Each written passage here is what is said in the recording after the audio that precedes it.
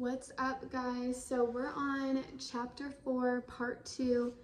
I have officially broken my juice fast and I'm drinking a heavy metal detox smoothie by Medical Medium.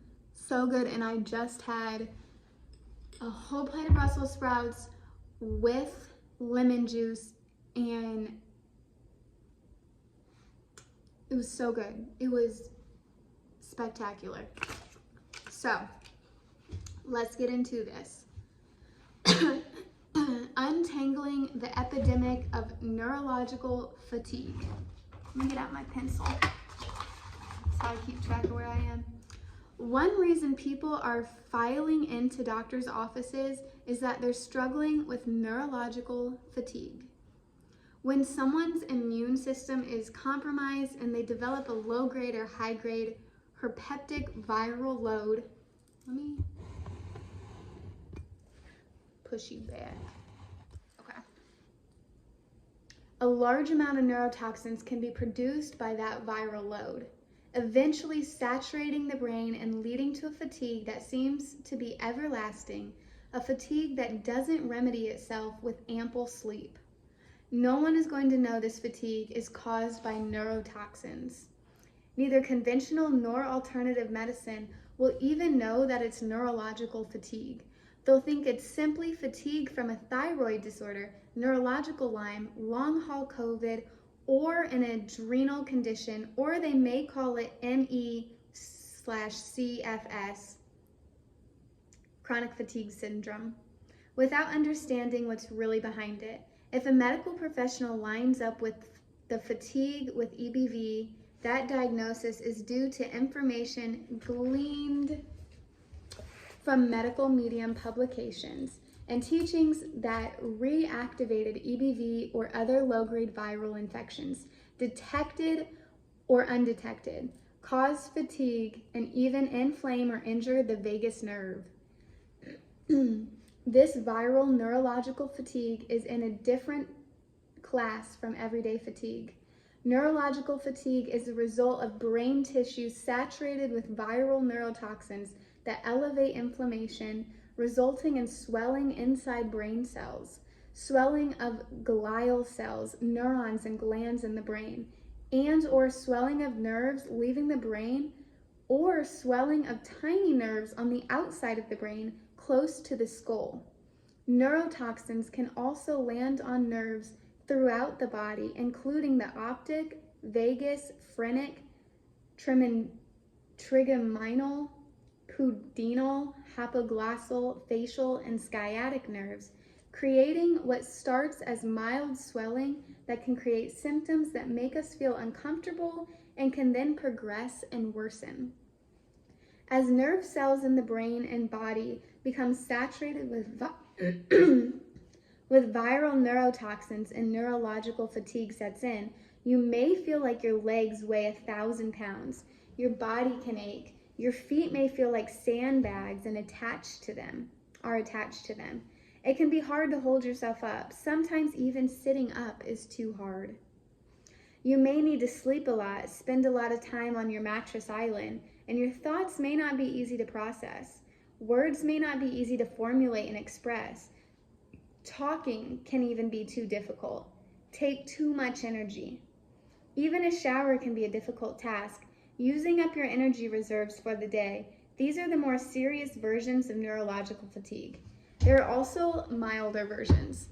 Again, we're not talking about a virus inside the brain inflaming the nerves or brain cells. It's neurotoxic viral waste matter that has made its way to the brain through the ocean of our blood.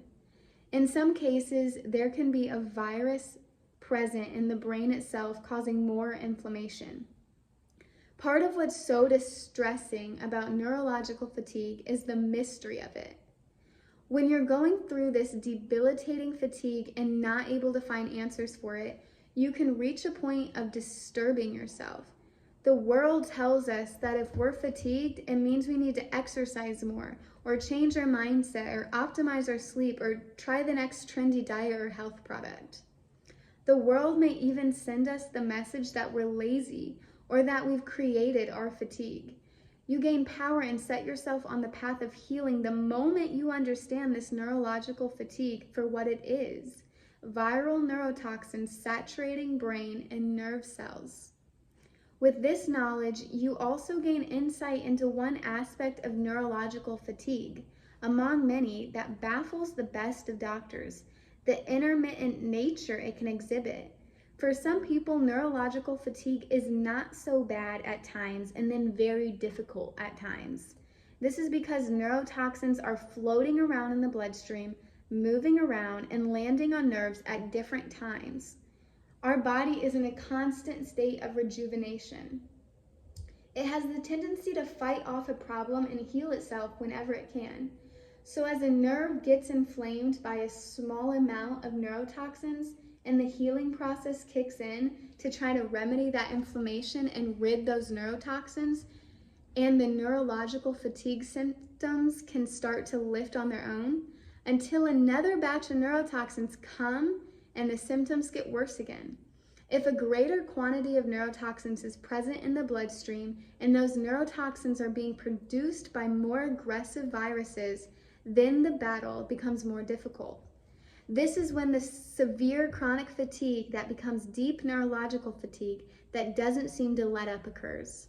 Neurotoxins are continually coating nerves, and the brain's and body's ability to remedy and restore the area can't keep up with the onslaught of neurotoxins.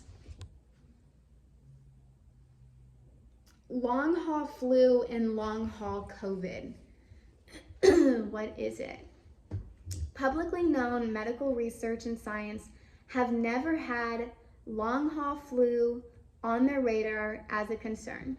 By long haul flu, I mean when someone contracts an influenza virus, gets a high fever, becomes ill, and then doesn't seem to come out of it so easily.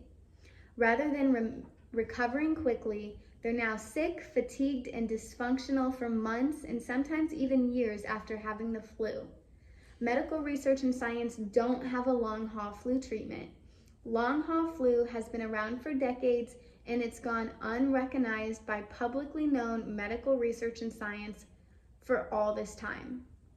Long-haul flu caused when an underlying non-flu virus or two that were already inside a person get triggered out of the running gate because a flu virus pushes that person's already weakened immune system to its limits. Kind of thickened up.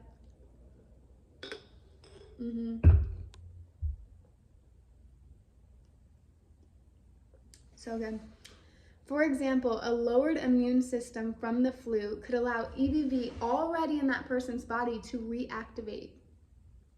Millions of people around the world have experienced this type of post-flu related sickness. Publicly known medical research and science, both alternative and conventional, are unaware of the connection to the flu as a trigger for a different underlying virus that causes lasting symptoms once a flu infection has cleared up. They don't realize either part: the presence of the underlying herpestic virus, such as EBV or shingles, or the flu as a trigger for that underlying virus to create chronic post-flu symptoms.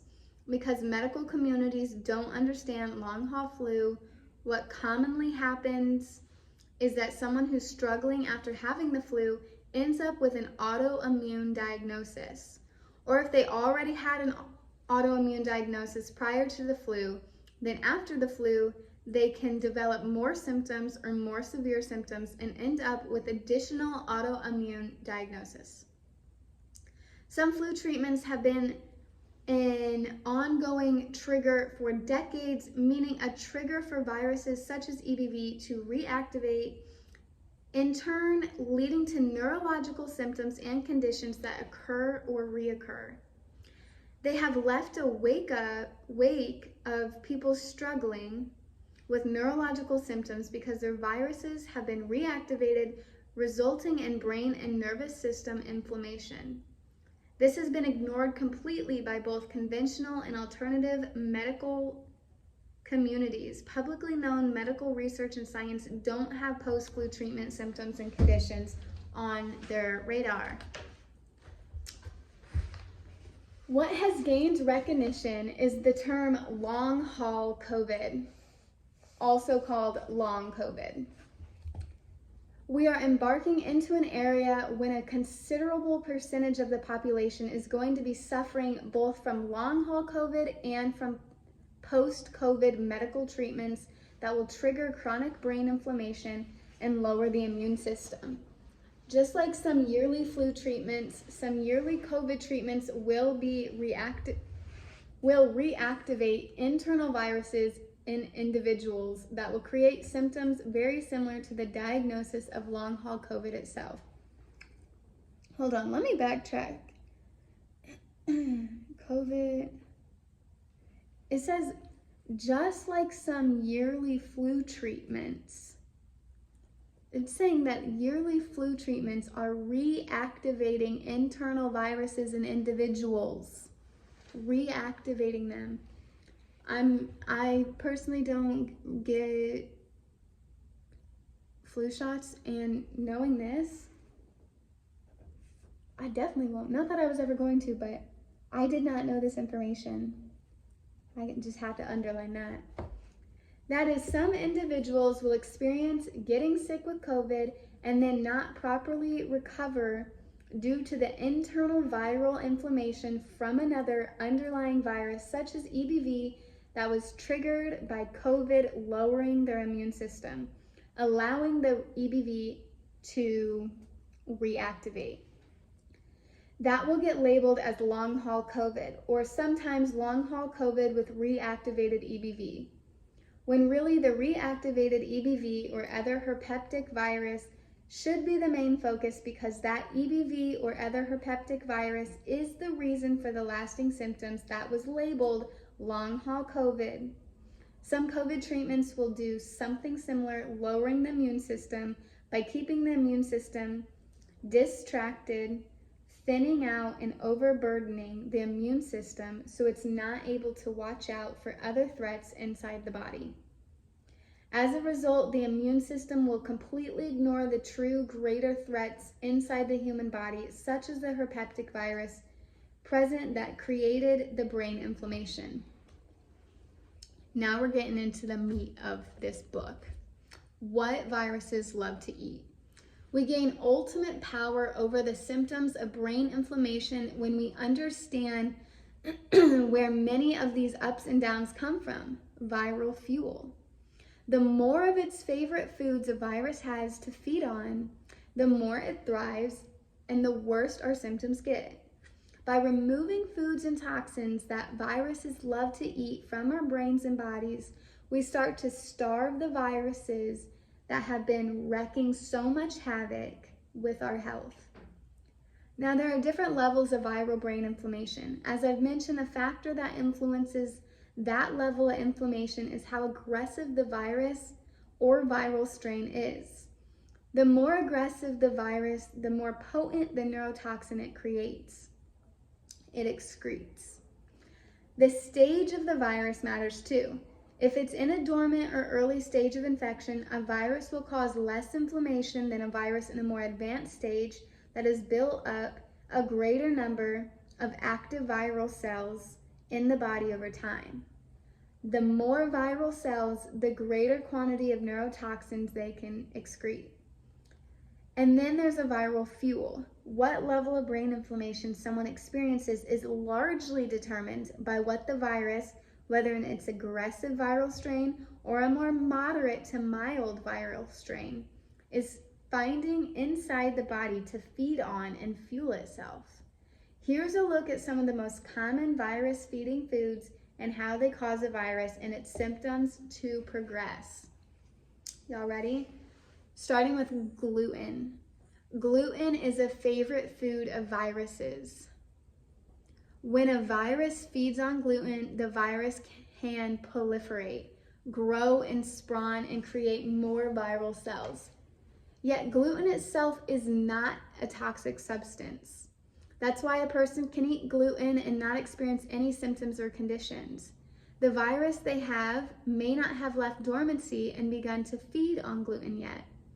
Gluten doesn't become toxic until it's consumed and excreted by a virus. So when a virus feeds on gluten, even though the virus is growing in number, because it's eating a favorite food, the waste excreted from the virus will not be as toxic as the waste a virus excretes after consuming forms of viral fuel that are inherently toxic, such as mercury and copper. Gluten is still problematic because it feeds viruses. So gluten increases number of viral cells, which create more viral byproduct and waste matter, which creates inflammation throughout the body, even if it's sometimes very subtle inflammation with very subtle symptoms. The neurotoxins that a virus excretes when it feeds on gluten are still neurotoxic. So this variety of neurotoxin does cause brain and nerve inflammation, though on a smaller scale in comparison to other forms of viral fuel. Sometimes when gluten leads to only very subtle inflammation and symptoms, it's because the virus is at an earlier stage, and as the virus advances, the inflammation and symptoms that occur when eating gluten will worsen over time. A stagnant and sluggish liver fills up with viral waste as a result of the virus replicating abundantly as it feeds on gluten. This can lead to symptoms such as mild fatigue, brain fog, and weight gain.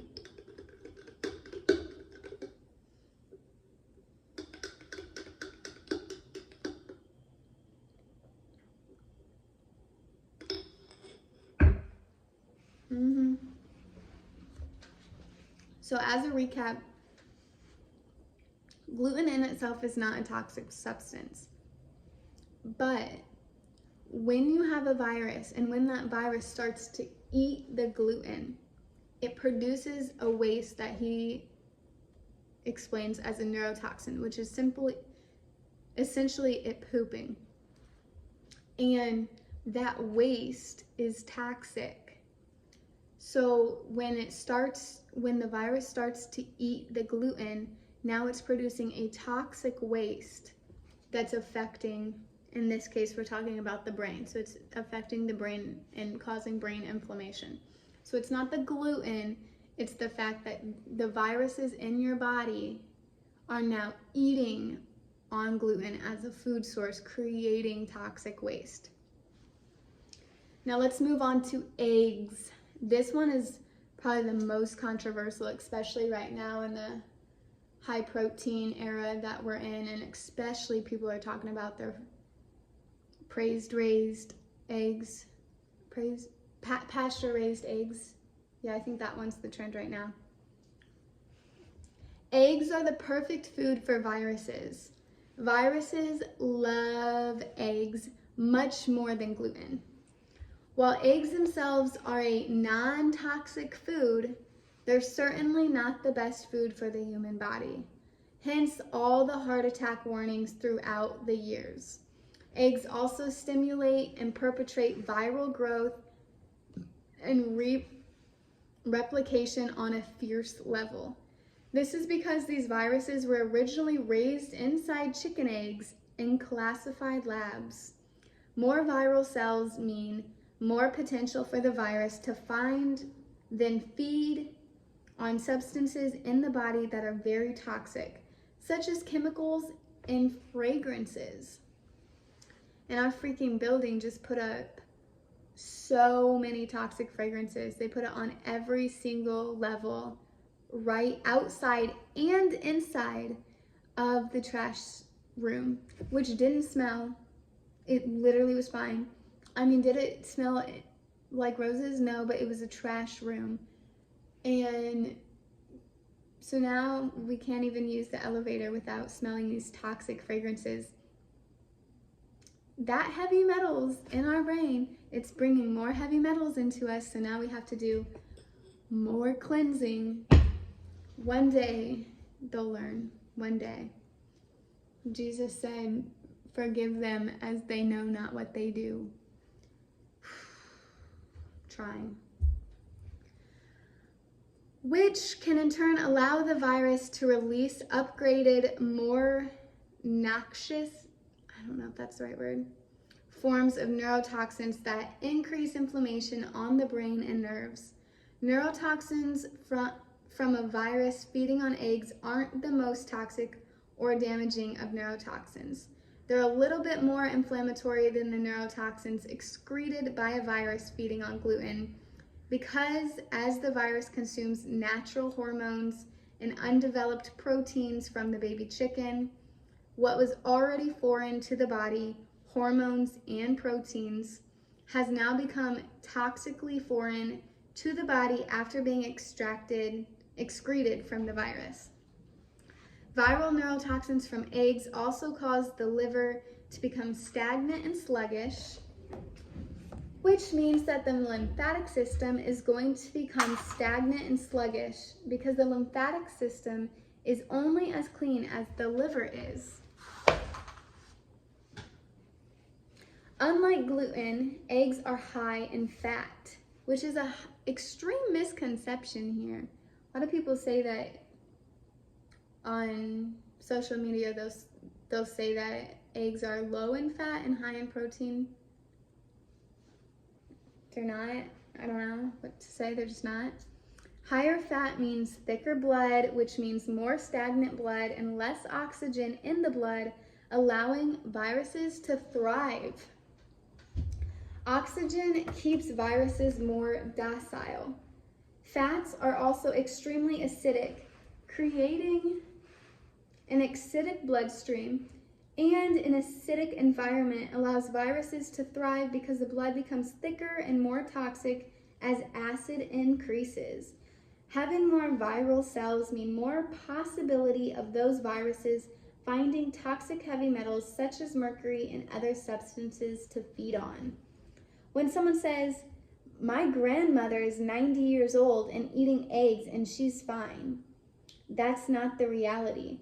If you talk to that grandmother, she's likely tell you she's on multiple medications, dealing with fibromyalgia, arthritis, maybe even rheumatoid arthritis, brain fog, memory loss, and weight gain, and has had these or other symptoms for a long time. Yes, maybe she ate eggs and early in life without a problem to start with, yet as eggs were feeding on viruses in her body over time, symptoms developed too. People can go for years eating eggs without many symptoms. Then when symptoms do start to develop, they don't connect the symptoms to the eggs. Behind the scene, viruses have been slowly growing inside these people's bodies from the eggs they consume. And it's these viruses that are creating the symptoms. Someone may say, "Well, I can eat eggs and I'm fine." Meanwhile, they're getting diagnosed with polycystic ovarian syndrome, or PCOS, or prostate cancer, or breast cancer, or endometriosis, or having miscarriages or reproductive problems and never making the connection with the eggs. Not to mention that they're also suffering with some degree of brain and nerve inflammation from the neurotoxins that viruses expel as they thrive on eggs. As viral cells steadily grow in number from the eggs they consume, there's a greater chance those viral cells will find more toxic forms of viral fuel in the body. And that can have dire consequences for the central nervous system. So we have cut out gluten and eggs.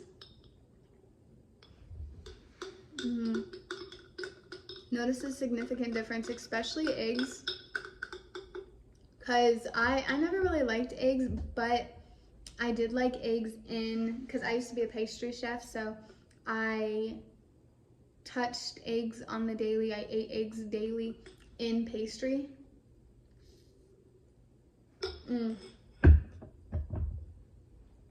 Because probably almost every day for maybe 2 years, I would start my day off with some form of cake, pastry, scone, biscuit, just because that's the field I was in and that's what I was making. And my favorite dessert had 7 eggs. It was an almond pound cake, and each small slice of cake had 7 eggs per cake. So sometimes I was eating 7 eggs in the morning. And it's pretty crazy to look back on what I was eating and now knowing why I had such severe symptoms. And when I cut out eggs, I noticed an immediate difference. Eggs, dairy, and gluten, that's what I ate every morning. That's what was in my pastry. So just cutting those out in general was like, whoa. I lost so much weight and I gained so much clarity, and brain fog has been going away, and I need to make a video on all my symptoms and conditions I've healed so far and the symptoms and conditions I still am healing from. So let's do 1 or 2 more maybe. Yeah, maybe we could get to here. Toxic heavy metals and everyday toxins. Everyone has certain levels of mercury in their organs, including in their brain. Having more viral cells means more opportunities to run across a small pocket of mercury inside the liver, spleen, pancreas, reproductive system, intestinal tract, heart, or brain. If someone is very low in mercury toxicity, it doesn't mean that they won't get a dose of mercury exposure at some point that can feed a viral colony present in their body that's been supported by eggs. Once that viral colony consumes mercury, the viral cells are now excreting a powerful neurotoxin versus the milder neurotoxin that they once had when the virus was feeding on gluten and eggs. This powerful neurotoxin from a virus feeding on mercury is unlike other neurotoxins because mercury itself is a neurotoxin. Once it's processed inside a viral cell, the structure of mercury is changed. It's transformed into a methyl mercury, meaning it's now composed of smaller mercury particles that have the ability to enter every part of the human body with ease and cross the blood-brain barrier with ease. This type of neurotoxin can saturate the brain, causing inflammation in different areas of the brain and resulting in a variety of symptoms. This is the worst inflammation than the viral neurotoxins from gluten and eggs, which means that the symptoms someone experiences from mercury viral neurotoxins are worse too. Viruses like mercury, because it was originally used in labs to preserve viruses, which I did not know that, while being studied, let me just actually make a note of that. While being studied and raised in classified labs, viruses would be kept alive and suspended in their present state in a mercury-based preservation solution. Viruses learned to adapt to mercury, using it as food. Mercury is not the only toxic substance that allows viral neurotoxins to become problematic. Any toxic heavy metal can suffice. Any solvent or chemical created for industrial use can create potent viral neurotoxins too, including plug-in air fresheners, hairspray, other hair products, colognes, perfumes, scented candles, conventional household cleaning supplies, conventional detergents, fabric softeners, dryer dust, meaning the brew of laundry chemicals, air freshener, perfumes, and colognes that spew out the dryer vents, fragrances, cosmetic, new toxic chemicals on fabrics, fungicides on new clothing and furniture, pesticides, herbicides, and gasoline fumes. All of these can provide fuel for the viruses to create very toxic neurotoxins that create brain inflammation. Isn't that lovely? It's worth noting that more viral waste in the body means a more lowered immune system, which means more possibility for the virus to reach the brain through the bloodstream to search for viral fuel in the brain. More viral waste and the resulting lower immune system also means more opportunities for the virus to cross into the spinal fluid to head to the brain on an alternative path. Although most viruses, if they reach the brain, travel there through the bloodstream and not the spinal fluid. You could have debilitating neurological symptoms, such as what someone with neurological Lyme or multiple sclerosis experiences, and still not have the virus enter your brain itself. That's because the virus could be releasing neurotoxins from elsewhere in the body that are so potent that when the neurotoxins reach and enter the brain, neuron inflammation occurs, leading debilitating symptoms to develop.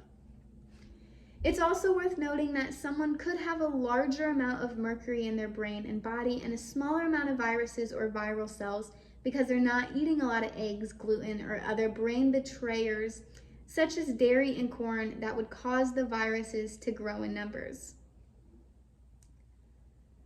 Therefore, the viruses remain smaller in numbers, less apt to finding the mercury deposits. Even so, you can still experience symptoms from mercury deposits themselves, as we've already read in Chapter 3, Your Out of the Way Brain. A perfect storm of viral fuel. As you've seen, there are nuisance, to how viruses there are many, to how viruses, viral fuel, and neurotoxins add up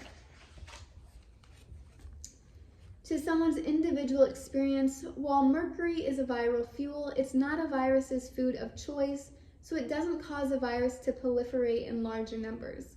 Yet, if a virus is proliferating because it has other fuel present, such as eggs, gluten, dairy, and corn, the viral cells can strengthen in numbers enough to go find mercury and other toxic substances to further fuel itself. A larger number of viral cells means more travel bandwidth for the virus as it looks for more sources of food, so more viral cells tend to travel deeper throughout the body. It's the combination of 1, growing the virus in numbers from eating foods such as eggs, and 2, having enough mercury and or other everyday toxins in your system for the virus to then feed on, that leads to an absence. What in the fuck am I reading? Hold on. And 2, having enough mercury and or other everyday toxins in your system for the virus to then feed on, that leads to an abundance of potent neurotoxins, which makes for the more serious symptoms and conditions. My brain going wild, I gotta stop. Which I was gonna stop here anyway. So to recap, viruses feed on gluten, eggs, corn, and dairy. Some other things too, but those are the mains. And then if you're feeding your body the gluten, eggs, corn, and dairy, it will also want more. Have you ever eaten just one chip? No, you want more. So that's kind of the same with the virus, and the virus is gonna want more. It's gonna look for more food. It's gonna find those toxic heavy metals you have in your body, and it's gonna create more damage.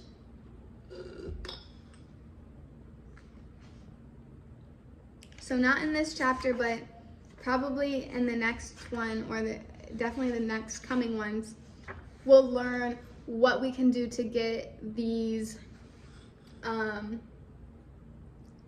what we can do to heal and get these symptoms and conditions under control. But now you guys know you can slowly cut down on those 4 main ingredients. Okay. Thank you so much for listening, and I'll be back with part 3.